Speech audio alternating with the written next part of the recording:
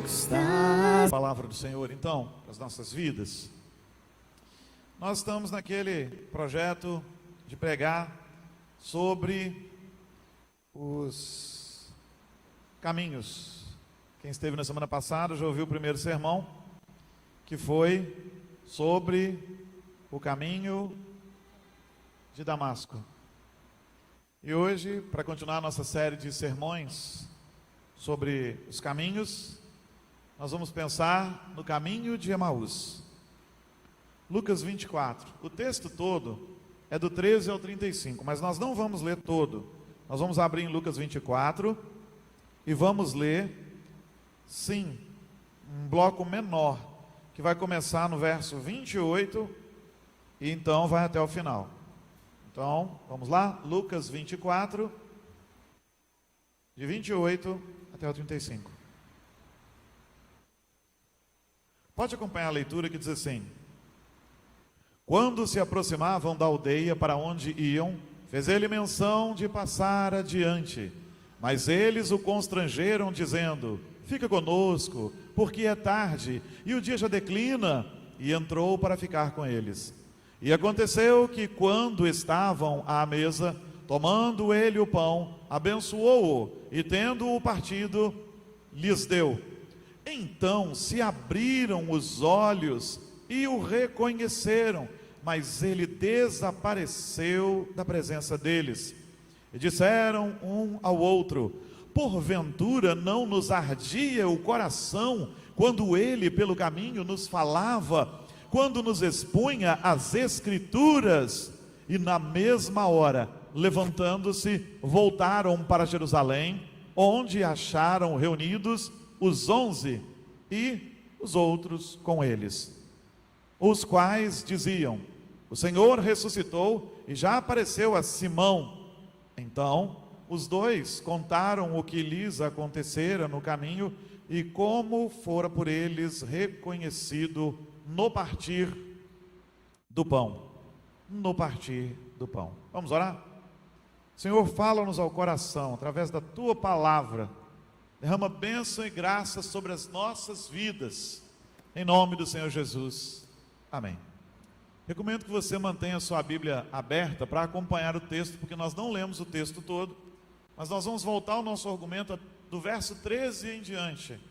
Jesus acabara de ressuscitar e agora ele estava com 2 de seus seguidores no caminho.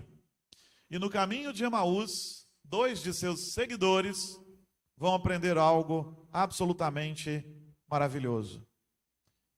E no caminho de Emaús, em primeiro lugar, nós vemos que Jesus se revela a quem quer, conforme a sua vontade. Conforme a sua vontade.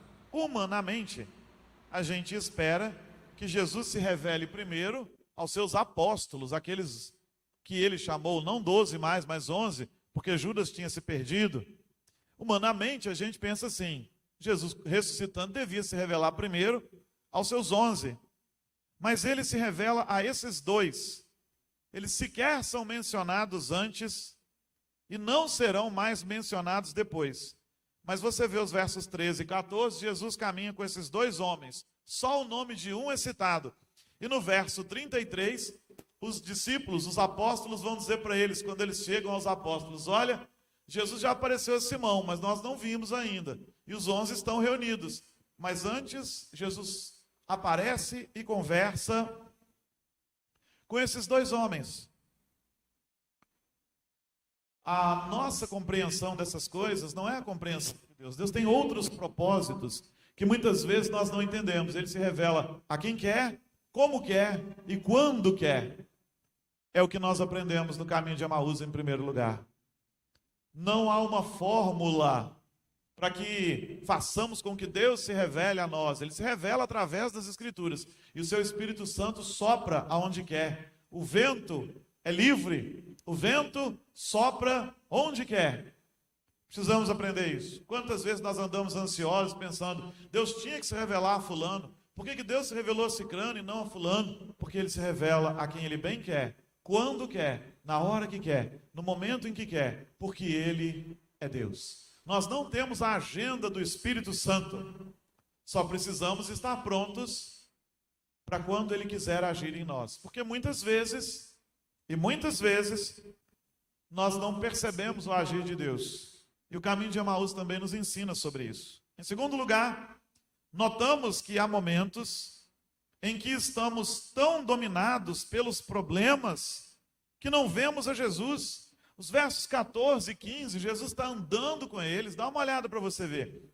Jesus está conversando com eles como era de seu costume, mas eles estavam tão cegos assim, eles estavam tão tomados pelos seus problemas, que eles não percebiam Jesus. Eles estavam tão dominados pelos problemas, que eles não se lembraram das promessas, eles não se lembravam ainda das palavras, só do problema. Oh, Jesus morreu, Ele foi crucificado, só você não sabe, tal.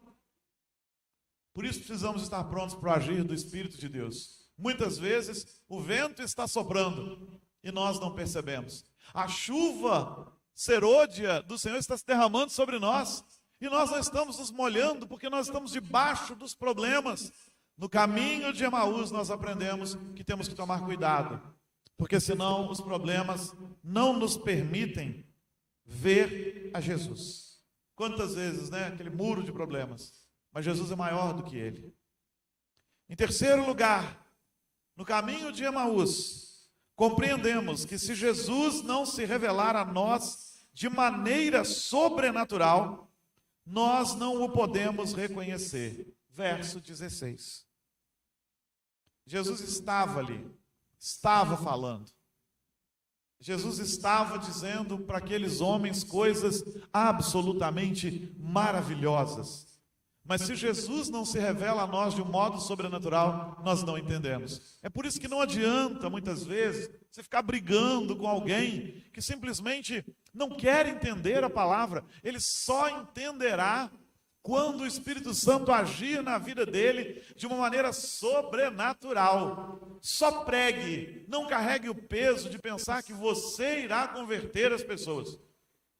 No começo eu tinha muito esse peso. Meu Deus, eu preciso converter a minha família, eu preciso, como se fosse eu e não o Espírito, e é o Espírito.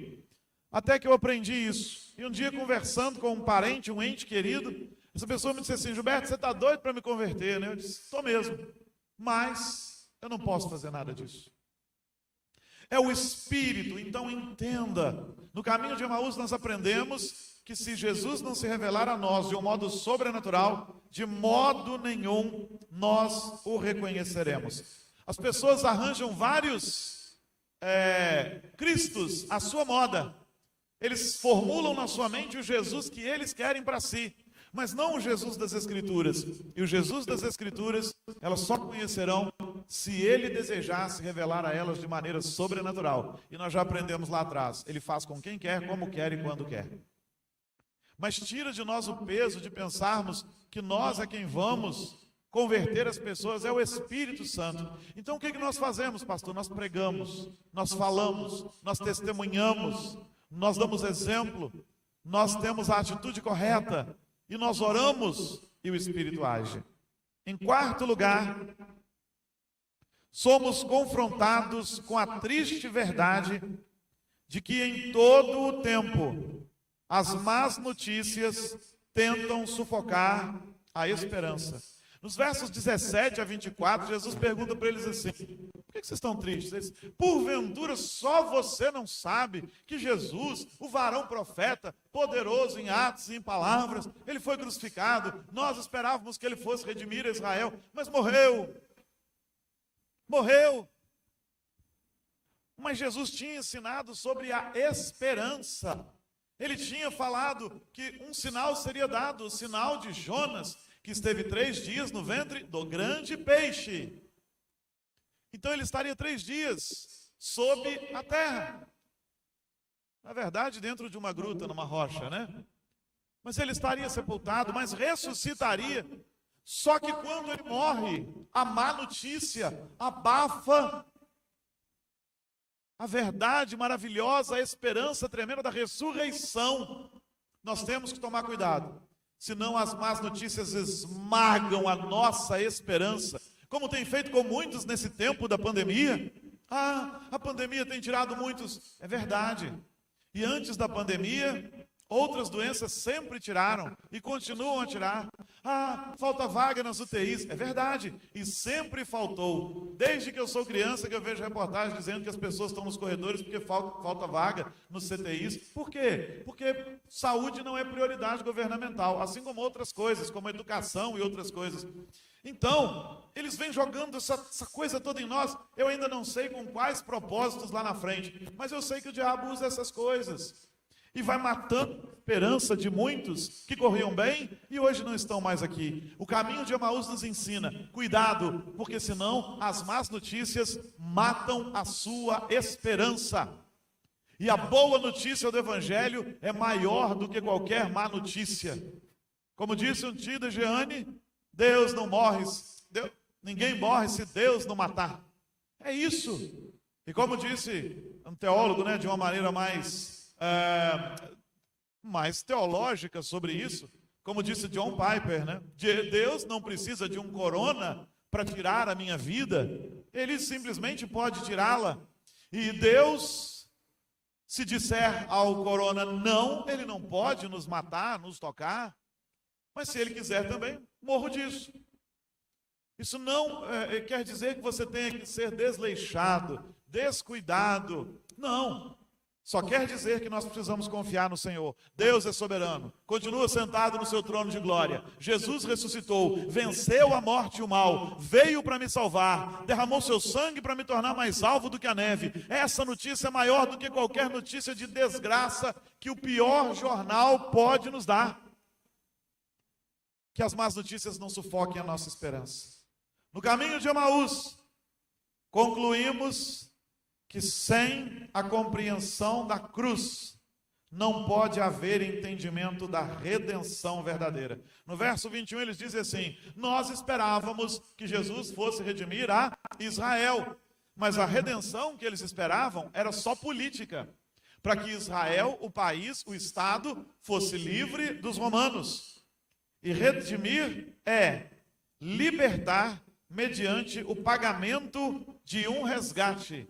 Redimir é libertar mediante o pagamento de um resgate. Se Jesus veio redimir a Israel, não seria na guerra, porque a guerra não é o pagamento de um resgate, é o revide. A palavra redenção quer dizer libertação mediante o pagamento de um resgate. Foi o que Cristo fez na cruz. E sem a cruz ninguém entende redenção. Sem a cruz você fica agarrado nas boas obras, nas suas escolhas que você não sabe se vão te levar a lugar algum, na sua perseverança pessoal que você acha que tem. Então, para entendermos a redenção, precisamos da cruz. Uma igreja que não prega a cruz de Jesus é uma igreja que precisa ser desconsiderada. Uma seita, uma igreja, uma denominação, uma religião que ignora a cruz de Jesus jamais vai compreender o que Cristo fez por nós. Não vai compreender o que é redenção. Lembre-se, Cristo pagou por você um preço muito alto para a sua libertação. E não serão as más ocorrências que vão te arrancar da mão do nosso amado Salvador. Em sexto lugar, no caminho de Emaús, descobrimos que só o conhecimento de toda a Escritura é o que nos faz ver o verdadeiro Cristo. Os versos 25 a 27, Jesus cita as Escrituras sistematicamente. Jesus cita as Escrituras constantemente. O texto vai nos dizer que Jesus, discorrendo, começando pela lei e os profetas, vai explicando tudo aqueles homens.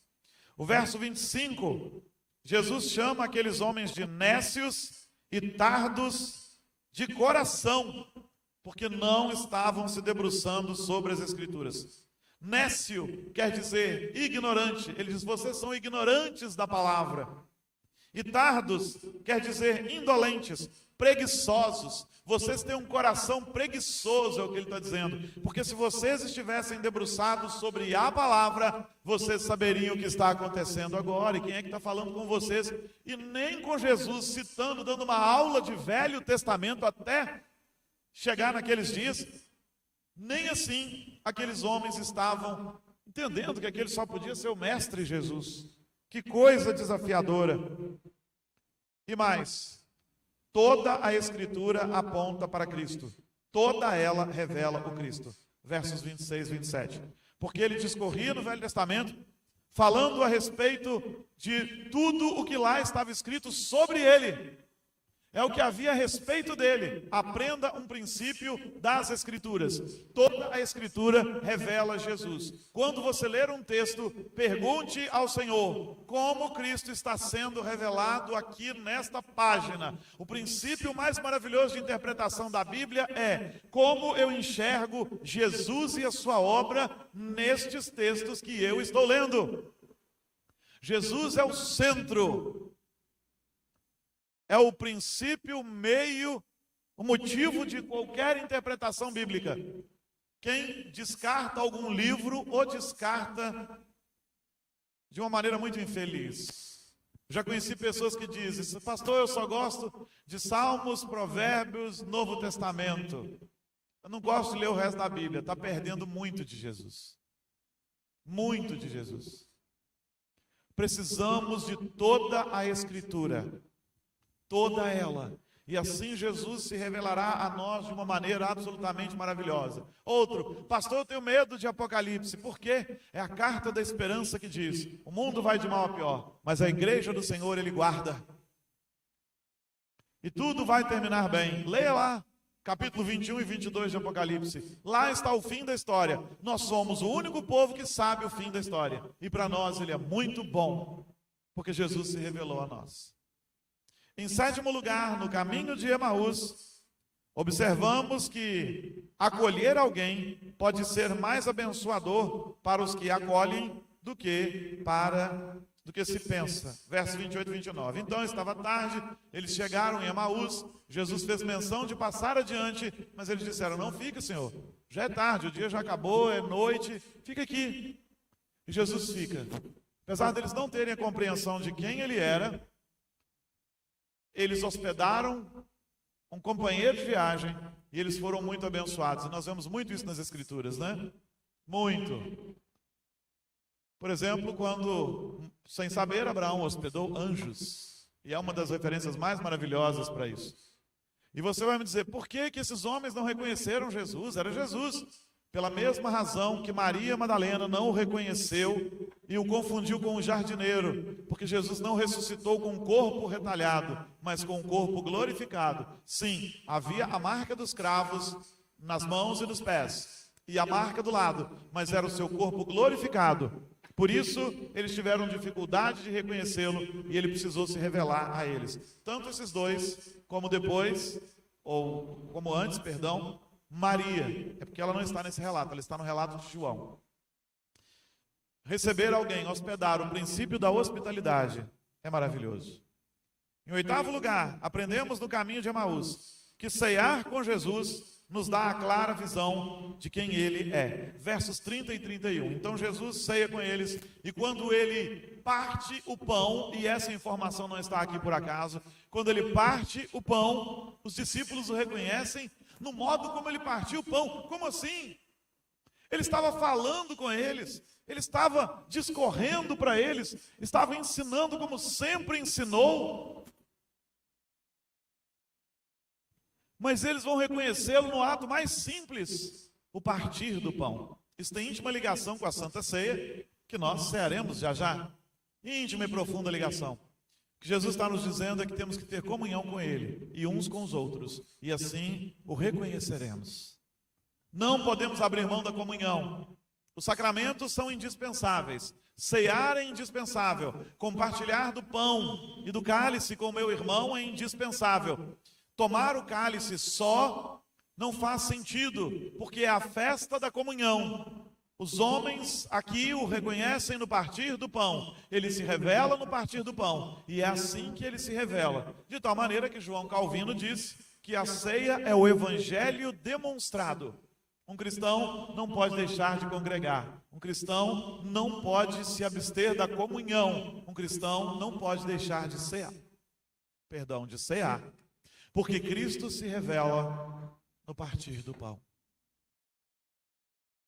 Tão preciosa comunhão, da qual nós não podemos abrir mão jamais.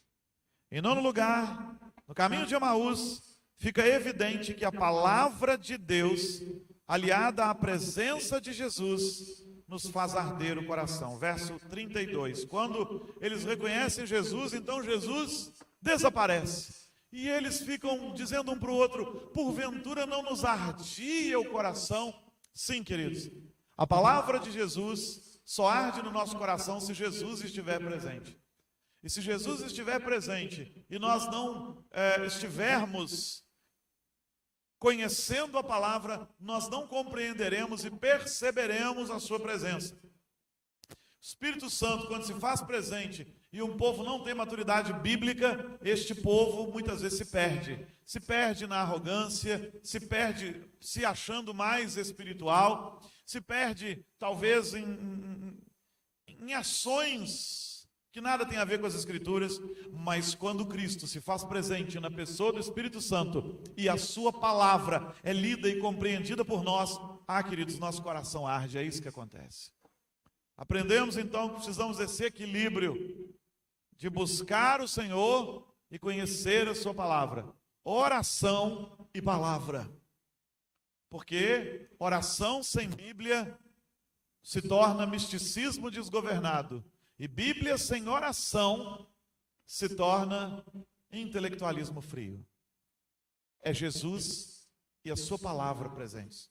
O Logos presente, Logos, Jesus, o Verbo presente na sua palavra, porque Ele é a palavra, e no mover do Espírito Santo. Então nosso coração arde e precisa arder. E em último lugar, no caminho de Emaús, a revelação de Jesus nos faz correr e compartilhar dele com todos, versos 33 a 35. O que aqueles discípulos fizeram? Imediatamente voltaram para compartilhar com os outros a bênção de que Jesus havia ressuscitado. O caminho que eles levaram um dia para fazer, agora eles fazem em instantes. O caminho que eles passaram o dia trilhando, agora não importa. Eles voltam no meio da noite, sem pensar no escuro, nos ladrões, nos perigos, no que quer que seja. Tanto que eles tinham dito para Jesus: entra, Senhor, já se faz tarde. A ideia é estar à noite, é perigoso andar à noite. Mas agora eles estavam tão cheios da presença de Jesus, que o que eles tinham que fazer era voltar. E eles voltaram no mesmo momento. Caminho de um dia, feito em minutos, horas, mas pouco tempo.